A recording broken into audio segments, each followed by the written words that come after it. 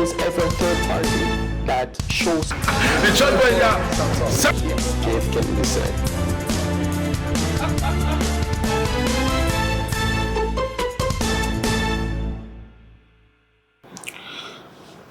All right.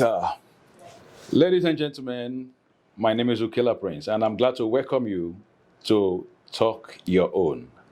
Today, I have a very important personality, a very important guest that is here right in the studio with me. And is no less a person than someone that I believe most of you know very well. So I want to welcome Honorable CARLTON DARBY. Honorable, it's nice to have you in Talk Your Own. Thank you. It's a pleasure to be here. Wow, you look good as usual. You know. Thank you. In fact, you are getting. It seems you are looking younger. I saw you 2 weeks ago, and if I'm not mistaken, and since then till now, you are looking younger. Thank you. Wow. So how's it been, sir? It's been pretty good. It's been intense, especially with the issues and the challenges that we're facing with elections, Canada, and the party. But we are on top of what is happening. Our team is very strong, and we are monitoring that progress. Wow. All right, my beloved viewers, Honorable CARLTON DARBY is the leader of the United Progressive Party of Canada. And this is a party that was unveiled a few weeks ago as well, or was it a Thanksgiving? What do we call that event? Well, it was renamed. But we were first approved as a federal party in 2019. In 2019, we contest our first federal election. We had 4 candidates. We fielded 4 candidates. And of course, we were unsuccessful, our 4 candidates, in part because of funding. And I like to remind people that the party that won that election, Reverend Prince, spent $60 million. We spent less than 20,000. What a huge difference. Right. Okay, so tell us about this renaming of the party. So what does the United Progressive Party, so what does it stand for? What is the ideology of this party? And what should we expect from this party this time around? The basic philosophy behind our party is equality. We are inclusive. We're having everyone welcome. We are not isolating any community. I believe that other political parties and other leaders have a tendency to divide people. This party is the United Progressive Party. We are united, we're progressive, we're inclusive, and we want to welcome every gender, every race, everyone to this party, because this party, the United Progressive Party, is going to be a party for all Canadians. Well, now, going through the pamphlet, I can see talking about inclusiveness, character, and courage. Right. Create a stronger Canada. Right. Is Canada weak? It's character and courage. Right. Do other political parties lack this? Do they lack character? Do they lack courage? I can see relevant and respected. In other words, so in this party, there is respect for one another, a mutual respect. So, can you tell us about this? So, when we talk about, when you ask a very good question about if Canada is weak. And I am sad to say that Canada is seen as I don't want to use the word weak, but we are not respected on the world stage anymore. We're not respected for many reasons. I want to remind people that Canada, as a country, we have a very strong army. Our army might not be as big as other armies in the world, like i.e. the US, but we have a strong army. And I'm always hasten to remind people that in the first Gulf War, it was a Canadian fighter pilot that shot down the first two Iraqi jets in the first Gulf War. So Canada is a strong country, and our military is good. And one of the things I really want to do, I want to, first and foremost, we must meet that 2% with regards to our country and what we are supposed to contribute to NATO. We must do that. We must get our army in a state of readiness. We cannot rely on other countries to save us. As I said, we want to make sure that our 2% for NATO is intact, and we want to ensure that Canadians can feel comfortable that we can defend ourselves and we can defend Canadians. Okay. Now, before I move into certain things about your political ambition, looking at the party, the United Progressive People's Party of... Not People's, United Progressive Party of Canada. Not People's. There's another party out there called People's. Really? Yeah. we don't even want to be closely associated with those guys. Oh my goodness! So we're talking about the United Progressive Party of Canada. Now, formally, yeah, the United Party of Canada, because that was the name that we ran on in 2019 when so we the addition is just the progressive now. It is essentially because, we'll go into the whole history behind the name change, and as I said, what. Do you want to talk about it? Yeah, I can give a quick synopsis of what happened. Okay. So what happened in 2019 after the election, I became sick, and as an accountant and as the main person taking care of the books for the party, we were late in filing some after election papers. Now, as I said, we spent less than $20,000. Now, in accounting, we have a term called materiality. In auditing, you don't go and look for a penny. Right? There are certain things that you can write off without questioning it. And as I said, there's a term in accounting called materiality. The money that we spent in that election is minuscule to the money that, for example, the party that won that election spent. 60 million versus 20,000. However, because we're a small party, and because we were late in filing the after-election paperwork, Elections Canada deregistered the party. Now, when I had a major surgery done, and after I recuperated a bit and I contacted Elections Canada, they told me that, well, they were just following the act, the Elections Act. Hence, they deregistered the party. I reminded the person I was speaking to that the act also stated that for a party to be deregistered, the leader must be duly notified. And duly notified means that they should essentially serve me a notice that should be acknowledged in the terms of a signature. That never happened.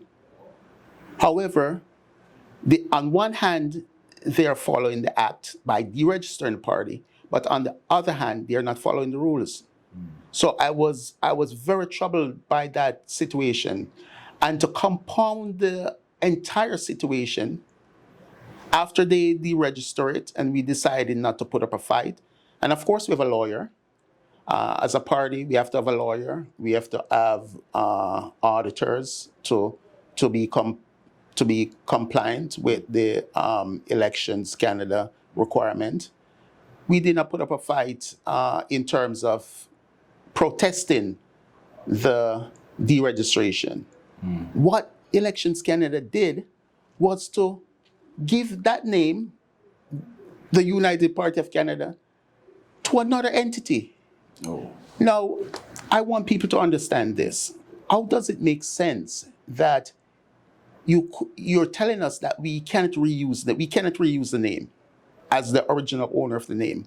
However, you're going to register it to another entity.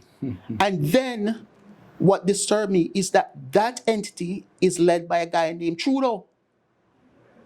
Prince, I am really disturbed. I'm really disturbed because I consider it, and my team, we consider it as what they call in the States catch and kill. So all these guys did was to take the name from us, give it to another entity so as to kill the name. I guarantee that parties won't be contesting an election, and that is wrong. And you know, Prince, I'm a Jamaican by birth. I am living in this country 32 years. I believe in Canada. I love Canada. But I can see that the leaders of the political party now are descending into real dirty politics. And if we're descending to that level where you're going to take a name from a smaller party because for whatever reason, and deny us the use of that name, and on top of that, you're giving us a challenge to have us re-registered. It says something about our country, and it's not good. And I'm telling you, I'm absolutely disappointed. What was the act the electoral act that was actually that was the basis for this deregistration? So they're saying that you have a time period to file the necessary paperwork after an election. I can't remember what the time period is. However, as I said, I became seriously ill, and there was no one to finalize the paperwork. After, So they are right there? yes, They are right. they're correct. However, what is also true is that the party cannot be deregistered unless the leaders duly serve, and I was never duly served. So as I said, I'm saddened. However, we're moving forward, and we believe that we'll have it resolved. Okay. We'll be going on a short break. And when we come back, we'll be looking at your candidacy for the next election. Yep. And we'll be able to delve a little bit into that. And we'll start by having you introduce yourself again to the people of Canada. Absolutely. So let's meet this honorable, and let Canadians meet you again. And I will talk some more about myself and my background, my experiences in politics, because I'm very experienced in politics. All right. So viewers, we'll be right back. We're just going on a little break, and when we come back, you will hear more from Honorable DARBY. All right. See you soon.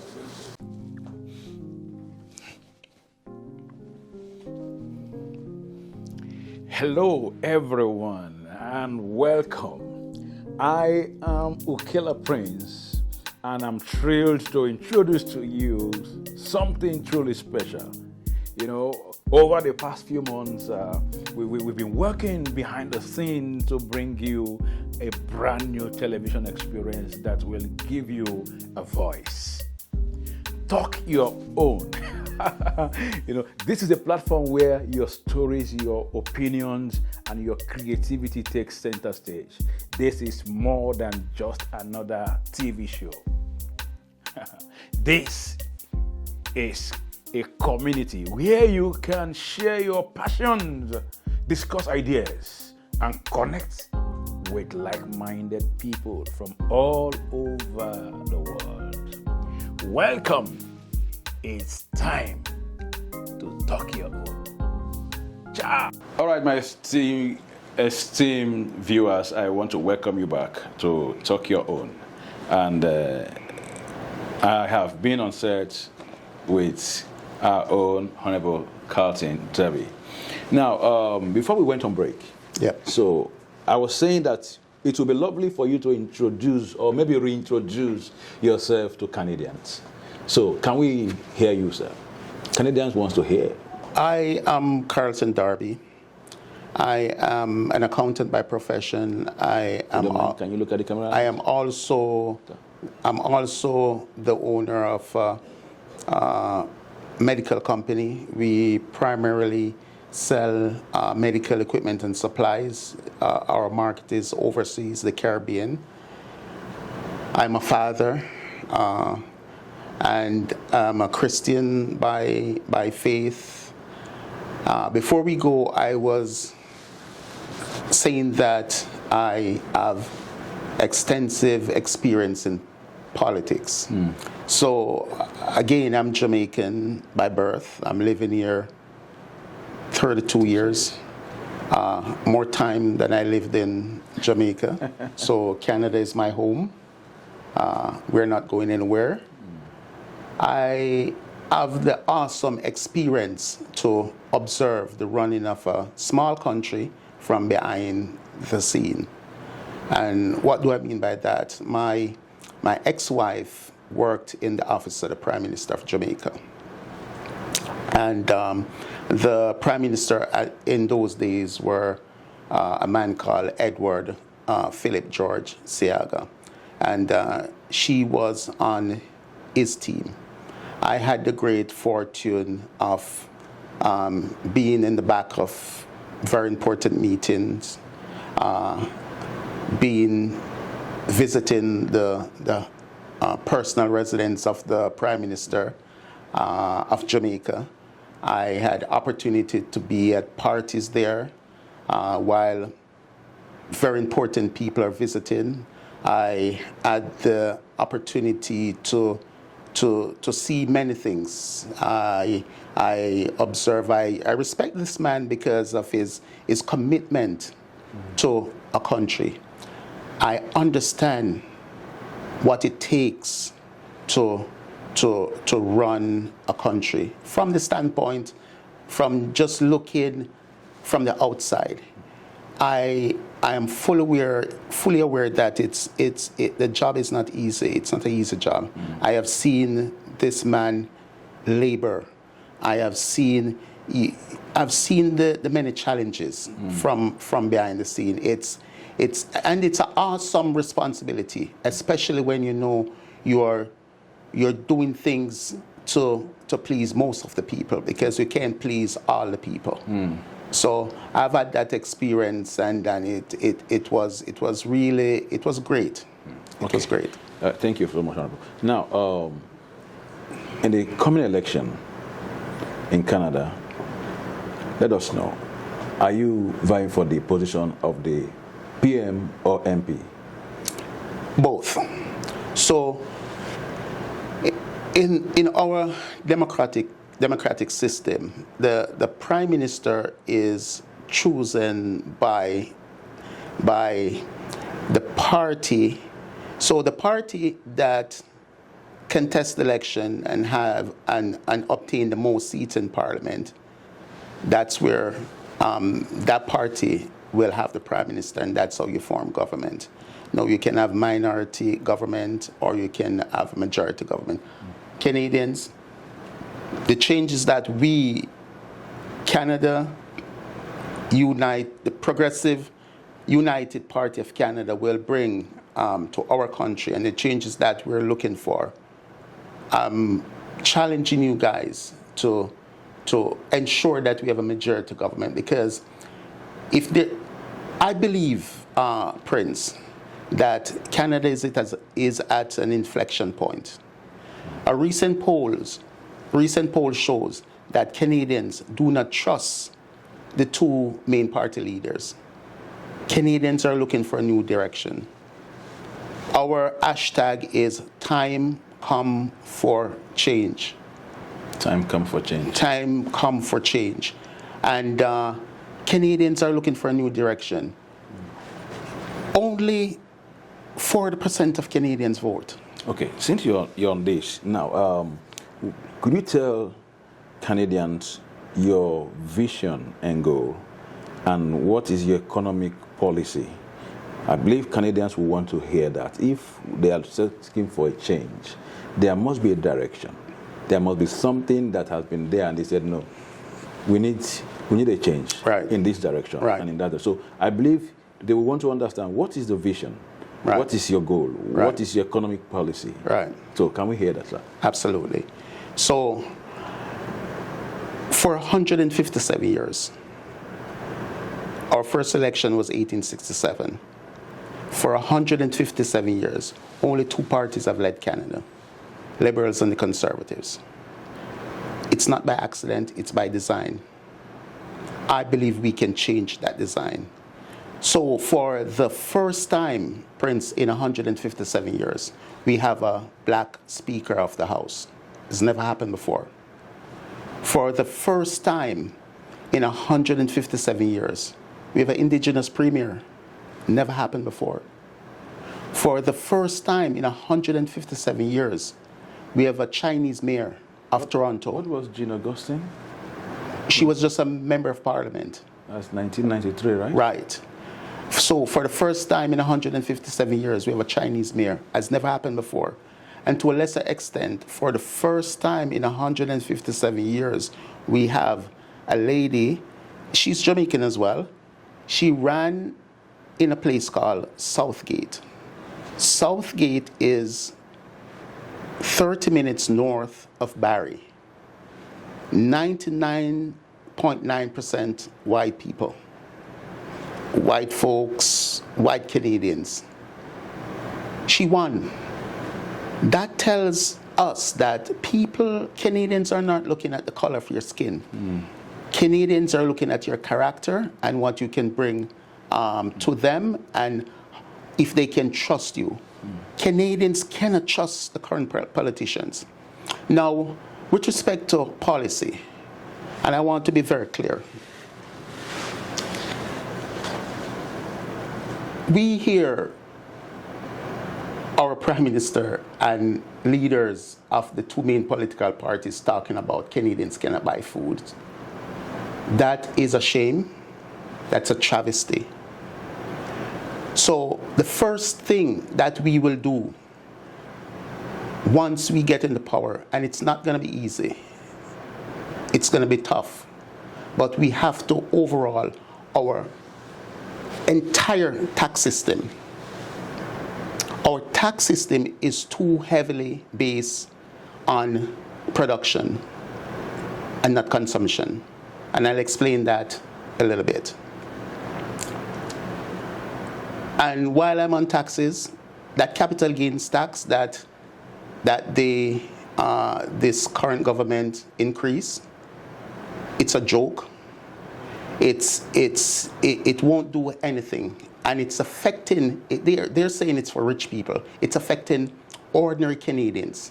It's not about rich people. It's affecting ordinary Canadians. So we're going to roll that back day one. But we need to have a comprehensive reform of our income tax system, Prince. Right? We need to move from a production base to a consumption base. So what we will do as a party, and as I said, I'm not going to promise that it's easy, and I'm working with economists right now as we speak as to how we can implement this change. And if you read any article on Canadian tax system, it is old, it's outdated. So, for example, once this reform is done, people will be able to buy food, because if you're paying under our new system, and Canadians, remember, you'll hear this first. I know the big parties will want to steal this because they lack vision. Listen to a visionary. What we will do at the end of this reform is, if someone was paying, for example, $100 in taxes, they will only pay 40. They will keep $60 back in their pocket. We're going to leave the money in the people's pocket so they spend it on what they want to spend it on. And as I said, moving from production to consumption, the consumption portion, so you will pay taxes as you consume. And that is a more modern way to look at a income tax system. But as I said, we have to, what they're doing. How can you be negotiating with grocers? That's a joke. What you were doing, begging them to reduce the price of food? No. The price of food will be based on economic activity. You can't, we're not a communist state where we set the price of food, we lower it as we feel like, and we increase it as, it should be based on economic activities. So once we implement that, Canadians will be more than in a position to afford food. It is a travesty. Are they complaining? It is loud. It's like people right now, Canadians cannot afford basic groceries. I hear the leader of the leader of the NDP talks about, oh, Canadians cannot afford groceries. The Prime Minister and the leader of the Conservatives, they say the same thing. What are they doing? Negotiating with the main grocery chain. That's not the solution. That's not the solution. They lack vision. Okay. Now, I want you to tell me the area of indigenous relations. You know, what steps will you take to address the concerns and rights of indigenous communities in Canada? Now, also, housing seems to be a challenge. How do you plan to address the housing affordability crisis in major Canadian cities? That's number 2. And number 3, immigration. What is your party's stand on immigration? And how will you ensure that Canadians or Canada's immigration system is fair and efficient? Right. So I do not want to even begin to speak on issues of the indigenous people, because they have been marginalized for decades, for years, for more than 157 years. There are issues that are still outstanding in the indigenous community. I am probably one of the only and first politician that was invited on the Rama Reserve. And I have met with one chief there. So the indigenous community, they have a friend in me. With respect to the housing, again, the main problem we have in the housing is the issue of taxes. The taxes that they are the city taxes, the building permit taxes, so many add-ons. The permits are slow in coming. We have a concentration in certain area. We are not built out. There's no opportunity to move out of the central area. And there are just too few houses for the population. So this Prime Minister, Trudeau, who is a divider, brought in 900,000 students last year. Now, anyone with just small amount of common sense would know that that's not workable. It's not feasible. Hence, we have room in houses.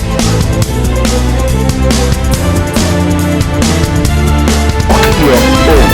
If there is ever a third party that shows, yes, JF Kennedy said,